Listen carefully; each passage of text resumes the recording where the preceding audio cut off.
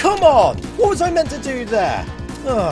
As much as I love Sonic 3 and Knuckles, it just feels a little bit unfinished. But this was back in 1994. Sega are never going to patch up now.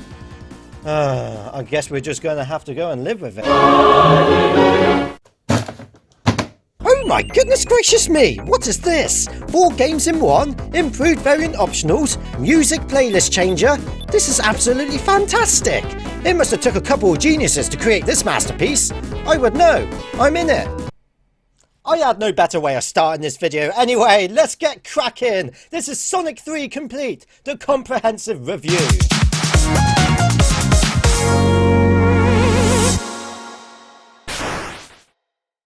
Now, I would say at least 90% of Sonic fans would have heard the name Sonic 3 Complete crop up here and there, and for good reason. The aim of this Sonic 3 and Knuckles hack is to show how Sonic 3 was initially intended to turn out, as one big complete package. But due to time constraints, it was split into 2 games, and then combined with the lock-on technology. For as you see, back in the early 90s, blah blah blah, you've already taken the history lessons. Let's get on with this review. So, you have 4 games to choose from. There's the whole bundle, Sonic 3 Complete, which is essentially Sonic 3 and Knuckles, a bite-sized choice named Sonic 3 Part 1, also known as Sonic 3, the original Sonic and Knuckles, and then finally Blue Spheres, which is the Sonic 1 cartridge attached to Sonic and Knuckles. No Sonic 2 Knuckles in sight. But the most interesting choice on this menu is Options. This is where you get to make edits, additions and alterations to all of the games, except for Blue Spheres. In fact, let me just get this one out of the way. Blue Spheres is essentially Sonic 1 and Knuckles. Everything is the same, except for one small difference. You get to play as Tails! His reason for being on the front screen is finally justified. Why can't I play as Eggman still? But in all seriousness, this is the only change for Blue Spheres from what I could see. And after playing Sonic 3 Complete as Sonic, Tails and Knuckles, collecting all the Chaos and Super Emeralds for the sake of this review, the last thing I wanted to play was more Blue Spheres. Then the remaining games can be reformed using the options. Although for the purpose of this inspection, for the most part, I won't be discussing these 2 selections too much, because at the end of the day, it's just this, split into 2. But it doesn't mean I'll be dismissing it completely, because there was an interesting new twist. For Sonic 3 Part 1 anyway, but I'll get onto that a little later. Yet the feature you're all here for is the options screen, which contains a number of pages. You start off with the overall options such as load on startup, so every time you commence this ROM hack, you can force it to just automatically load up one of these games and skip the Sonic 3 Complete menu. And it's easy to go back to the aforementioned index by just pressing the B button on the title screen. Then you have gameplay options, which opens a new sub-selection screen, granting you a great amount of control on how you want your perfect game to run. A lot of these choices are self-explanatory, but allow me to go into a little more detail. The zone order has 2 picks. As released, meaning all the zones are in the exact same order we are used to in Sonic 3 and Knuckles, or you have the prototype option where the game uses the Sonic 3 level select order and brings Flying Battery Zone prematurely into the game, sticking it in between Carnival Night and Ice Cap Zone, as formerly planned by Sonic Team. This will also enable some brand new cutscenes. To elaborate, after you're done with destroying Eggman's green ball sphere of electrifying doom, the flying battery airship passes on by. And you don't jump onto it, oh no, you shoot yourself out of a cannon onto the spacecraft, and away you go. With Knuckles, as you can figure, it's slightly different as he beams his way inside of the ship instead. The best is yet to come. Finishing Flying Battery Zone doesn't exactly change the transition as such, but it does mean that when you enter Ice Cap, Sonic snowboards using the flying battery door he busted open a moment ago, as originally intended. The transition for Tails and Knuckles, however, just makes them slam into the Ice Cap wall. It would have been nice to see them board their way down too, but what are you going to do? Then you can change the flying battery style, which all I can see that this does is that it redecorates the interior of Flying Battery to a lighter blue with the prototype selection, which I believe is meant to represent the level icon found in Sonic 3's level select. The outside sky can be turned into after hours if you have the zone order set to original, seeming as it was dark when we left Carnival Night. In spite of this, forcing Flying Battery to arrive earlier into the experience may make the game a tad tougher. Well, now there's a difficulty option borrowed straight from Sonic Jam from the Sega Saturn. You've got Easy, which introduces simpler level layouts by removing some badniks, adding more helpful platforms, less hits required on the bosses, and you bypass some acts. It seems to only play one act per zone. The special stages have also been reduced to a consistent slow speed.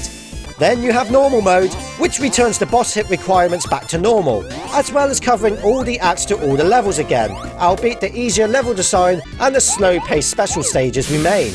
And then the final choice is original, which makes everything the same as we all love and used to. You can then change the level layout yourself if you wish it to be the same as it was in Sonic 3 alone, or to what it was in Sonic 3 and Knuckles. Or let the game choose what's best for you if you're feeling adventurous. Maybe you've had a very stressful day and you would like to take things steady. Then casual gameplay is the choice for you. Switch it on and you can take as many hits and lives as you want. There's no pressure on you any longer. It will record a point for Eggman every time you take damage nonetheless, but every badnik and boss you annihilate will count as a score for you. This mode makes all the little annoyances a lot more bearable, although there are some displeasures that remain, even in casual mode. For instance, double jumping would evolve you into your super or hyper form when you have all the emeralds, when all you wanted to do was use your character's ability. Well, this hack is here to remove that punishment. The Super Controls option can adjust the condition on how your main character transforms by selecting multi-button. This means if you jump in mid-air with, say, the C button, then you can use the intended double jump skill the character possesses by pressing the same button again, regardless of your ring or emerald count. But if you do want to turn super hyper, then you press a diverse jump button while airborne to the one you push to lift yourself from the floor. For example, if you jumped with the B button, then pressing A or C while in the air will convert you into your super state. That's pretty nifty. This means you can also transform while having an elemental shield, so you can keep it after you return to normal later on. Or you can fly, or glide, without worrying about the consequences on transforming. As for the super cancel selection, well, using the exact same method, it will cancel your super hyper state. It's a great way to save your ring energy for later on if needed. If that's not enough groundbreaking options for you to reform your new gameplay, then maybe the controls and abilities option may be an assistance. Personally, I found the way Sonic & Co. handles in Sonic 3 and Knuckles to be pretty splendid, and a huge improvement over the predecessors. However, if for some bizarre reason you prefer the Sonic 1 speed caps, or you never liked Sonic 2 Spin Dash and you approve of Sonic CD's mechanic, or you just feel like handicapping yourself on the character capabilities, then this will make your day. Have a play around and see which one feels right for you and your needs, but personally, I would stick to max controls. It's basically the same as Sonic 3 and Knuckles, but you can super peel out too. Finally on this menu, but certainly not least, is the Tails Assist. In Sonic 3 and Knuckles, if you wanted to get Tails to give you a hand reaching a certain platform or area, you either had to have a friend to use a second controller, or awkwardly do it yourself. Sonic 3 Complete luckily solves this matter, the same way as the 2013 mobile version of Sonic 1 does. Shift the Tails Assist option to on, and now only one controller is needed. Just jump into the air, and then while holding the up button, press another jump button and Tails will automatically start flying. Then jump onto Tails and away you go. All performed with a single pad. You can even handle how to regulate Tails with Player 1's controller. Selecting Sonic 3 means you move Tails up and down by pressing, well, up and down. Basically, the same way it operates in Marble Garden Zone's Act 2 boss. Or choosing Sonic 1 2013 means you instruct Tails to go up and down by pushing A, B or C. And you jump off Tails by holding the down button and then use any jump button. What really bugs me though is that you still cannot cancel Tails' flight, and there's no option for this either. It still feels sluggish having to wait for him to slowly descend, but I guess you can't have everything. There are no more gameplay options within this game, but that's the key word, within. Still, more on that in a moment. Now that all the gameplay options have been exhausted, it doesn't mean that the rest of this title is identical to the original game. Some changes are mandatory, like a lot of bug fixes, such as the Egg Robo decidedly to actually stick around rather than Eggman taking his place for this boss. Or Tails is Tails now flashing when he is invulnerable, etc. There's a whole list of bug fixes over at Sonic Retro, which I'll leave a link in the description because it would take practically forever for me to analyse. But there are other welcome additions not relating to bugs.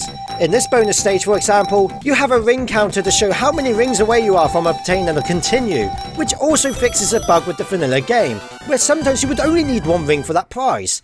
This bonus stage now runs in a silky smooth 60 frames per second too, which ironically makes me feel a bit sick, to be honest. It just doesn't look right, as if the blocks were slightly falling out of sync compared to the slot machine. Remember in Sonic 3 where you had to overthrow the big arms boss, but he was absent from Sonic 3 and Knuckles? Well, that's no longer the case. I never understood why he did vanish from the lock-on game. Another neat feature is that Sonic's Insta-Shield now deflects projectiles, which it never did that in the original game. So now the Insta-Shield is even more defensive. As mentioned, some cutscenes are enabled with the Zone Order option, but there are a few new demos that are implemented by default. Tails now flies onto Angel Island, and Knuckles has his Mushroom Valley cutscene transported over, rather than both of them just starting on the spot. However, with all three characters, you can skip these cutscenes with the start button. It even has a sweet conversion between Launch Base and Mushroom Valley borrowed from Sonic and Knuckles. How elegant is that? Extra work has been put into Super Sonic's art too. It's the same for the most part, but now he remains super when he looks up or when he twirls around and etc, rather than just being a yellow Sonic. And therefore his sprite work is far more comprehensive. Speaking of graphics, each zone now has its own symbol behind the act number, rather than being a palm tree every single time. Another quibble I used to have is that if you ever played Sonic 3 alone, none of the saves would carry over to Sonic 3 and Knuckles, or vice versa. Yep, you've guessed it, Sonic 3 Complete transfers all the saves from Sonic 3 and Knuckles to Sonic 3 Part 1, and the other way around. So you don't have to complete this title 14 times. This is absolutely the best feature in the whole game, as it saved me a lot of time with this review. Cheers for that. Granted, even though I mentioned that these are compulsory changes, that's not strictly true. Remember a couple of minutes ago when I said there are no more gameplay options within? That's because if you go to this website, which I have linked in the description below, there are further options at your disposal to alter the game. Take a quick survey and download the new specialised ROM that fits your purpose. This website is maintained by the inventor, so it's genuine, but apparently this page was made because it would have been difficult to add all of these choices inside of the hack, with the lack of space being the main issue. But the beautiful part is, whatever customization you create and download here, your save file will work across all variated ROMs. I mean, cool, that's fantastic. I mean, wow! You can even change some of the mandatory fluctuations back to normal, like renaming Mushroom Valley to Mushroom Hill, or forcing Launch Base to skip the Big Arms boss, etc. But the most interesting changes available here is the player sprite style, where you can change the character sprites to be the Sonic 2 or Sonic 1 counterparts, because not everyone likes the Sonic 3 approach. Or maybe you just want to see the old monitor or shield art. Whatever you would like, it's here. The customization is unbelievable. Seriously, have a fiddle around with it. I still wish there were some extra features such as a pause menu, or at least let us quit out of the level and get us back to the Sonic 3 Complete menu, but instead you have to do it the old-fashioned way and hit that reset button. That's practically all the gameplay and engine talk done.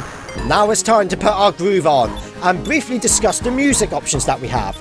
I'm not going to explain them one by one, as this category has sub-menus inside, and this review has already gone on long enough. But in summary, you can make a lot of musical changes, such as having a Jackson-esque music from Sonic 3 into the whole saga, or keep the previous classic Sonic games music. You can even have the PC collection music injected into the game. Okay, the music in question are not identical ports, but thanks to this talented musician, they were all translated to the Mega Drive extremely well, if not even better sounding.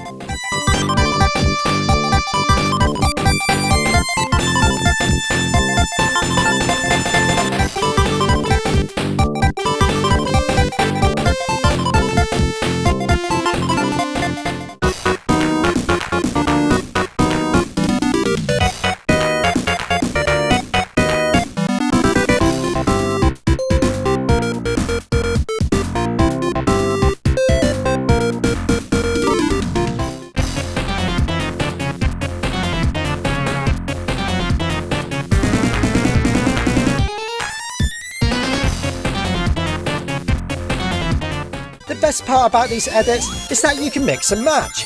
You may have Sonic 3 one-up jingle here, and then the classic continue music there, and then force the Knuckles theme to be from the PC collection. Of course, there are other music tweaks you can make without altering the tunes themselves, such as restarting the zone music when the level ends, or my personal favourite inclusion, resuming the music on level restarts.